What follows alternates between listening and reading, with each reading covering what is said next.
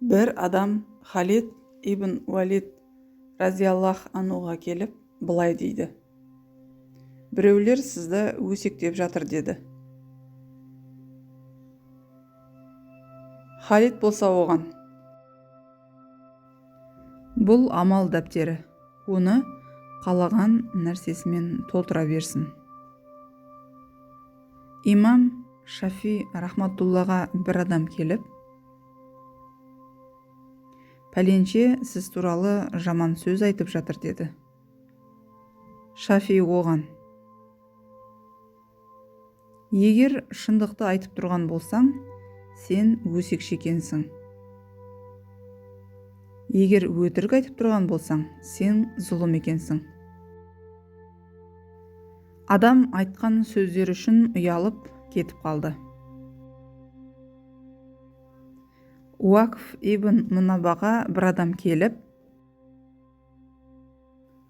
сізді біреу балағаттады деді. Уақф оған былай деді: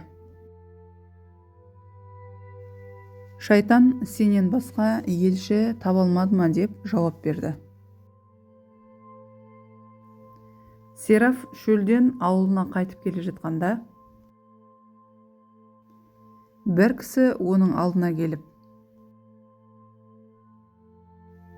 пәленше сіз туралы жаман сөздерді айтты деді. Сераф оған: ол маған оқ атыпты, бірақ маған тигізе албаған екен. Енді не үшін сен сол оқты алып, менің жүрегіме шаншып жатсың? Мен барлығына күлімдеу үшін, мен туралы жаман сөйлегендер және оларға жақпайтын адамдар туралы маған айтпа. Мені барлығы жақсы көреді деп ойлауым үшін мені өз жайыма қой. Тек әлсіз адам басқалардың өзі туралы не айтатынын ойлап қайғырады. Бүркіт үшін жердегілердің пікірі ешқандай да маңызды емес. Ол бәрібір бүркіттей ұшады. Сакураны не деп атаса да, ол бәрібір әдемі гүлдейді.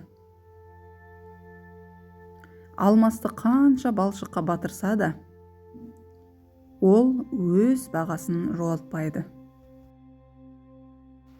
Қытай философы Конфуций былай деді: егер әлдекім артыңыздан түкірген болса, демек сіз алдындасыз.